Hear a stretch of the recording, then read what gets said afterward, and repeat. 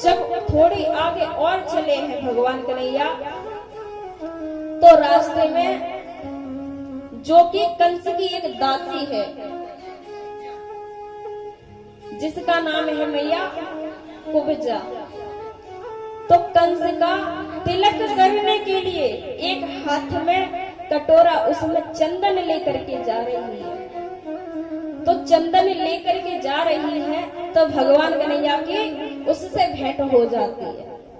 जब उससे भेंट हुई है तो भगवान कन्हैया ने कहा कि सुंदरी आप कहाँ जा रही हो? तो कुब्जा बोली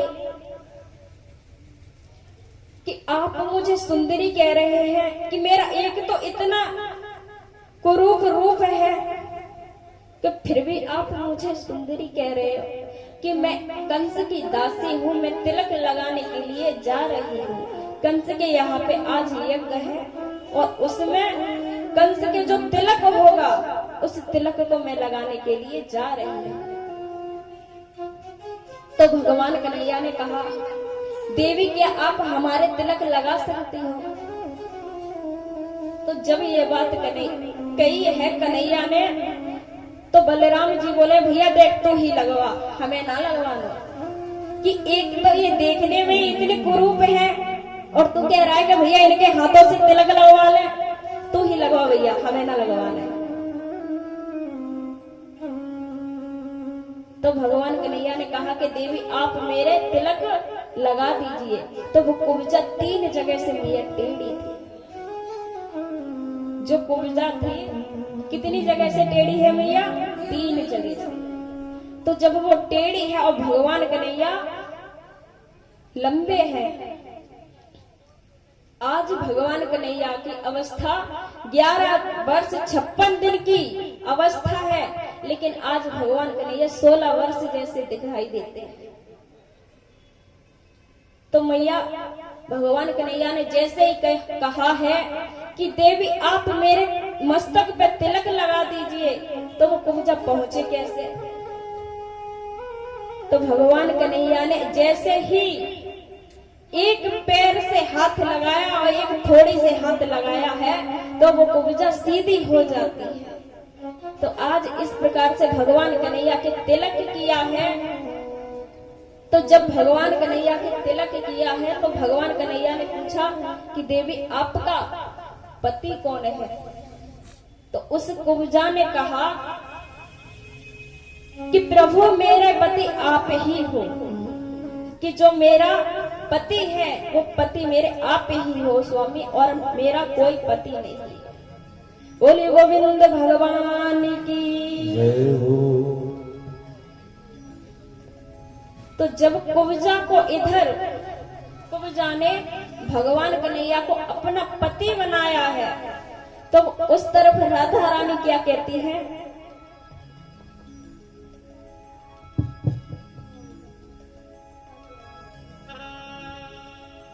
तो जब भगवान कन्हैया को कुब्जा ने अपना पति मान लिया है, तो वहां राधा रानी क्या कहती है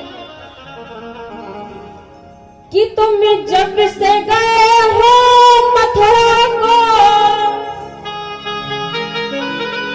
वृंदावन ने आना छोड़ दिया, उस प्रेम दीवानी राधा से क्यों मिलना मिलाना छोड़ दिया, राधा से क्यों मिलना मिलाना छोड़ दिया।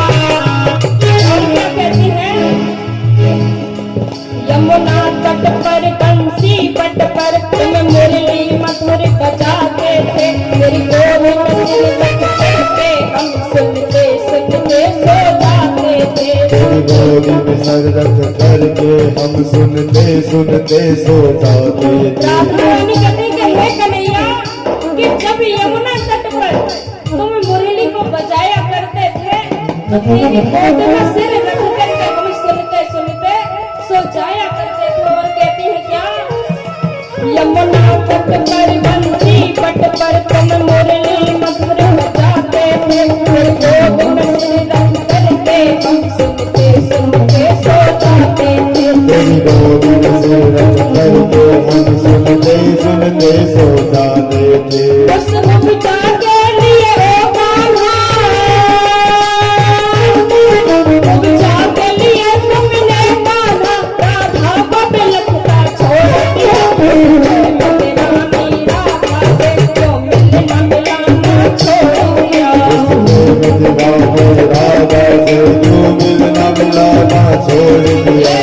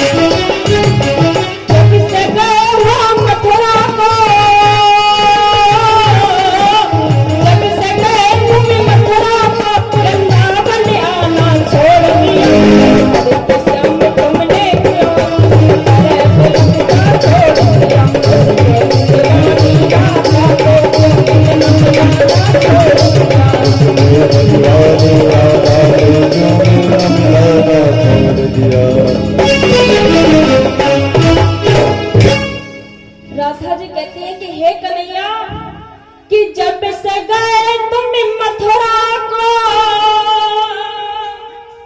वृंदावन आना छोड़ दिया। इस प्रेम दीवानी राधा से क्यों मिलना मिलाना छोड़ दिया।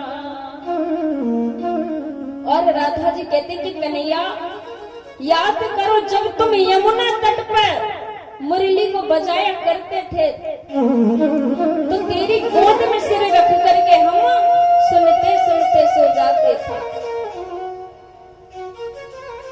कि तुमने उस कुब्जा के लिए मुझे छोड़ दिया। बोलिए गोविंद भगवान की, बोलिए राधा रानी सरकार की। ये वाली बात पहली बार में भैया आवाज नहीं आई, एक बार फिर से बोली बालाजी सरकार की। ये वाली तो मैया भगवान कन्हैया जब थोड़े आगे और बढ़े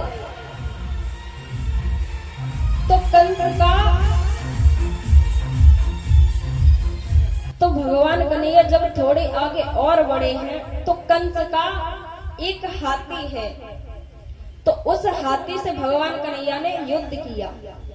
तो जब युद्ध किया तो उसका भी उद्धार करके भगवान कन्हैया एक दांत हाथी का भगवान कन्हैया ने अपने कंधे पे रख दिया और एक दांत बलराम जी ने रख लिया।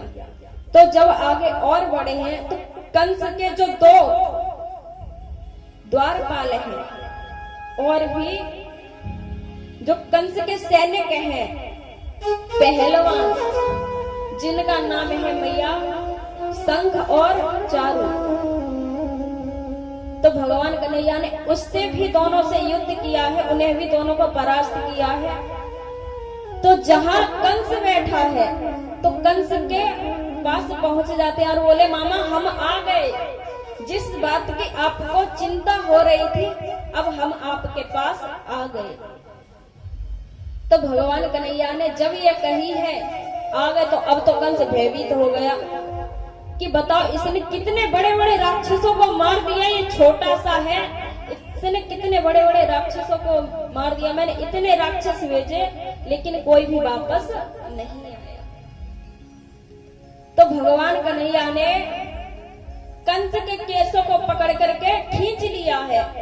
जब केसों को पकड़ के खींच लिया है तो अब कंस बोला है कि कन्हैया छोड़ छोड़, मुझे दर्द हो रहा है, कन्हैया छोड़। और कंस की छाती पर जब बैठ जाते हैं, युद्ध करने लगते हैं, केसों को पकड़ के खींचते हैं, तो कंस कहता है कि हे कन्हैया छोड़, दर्द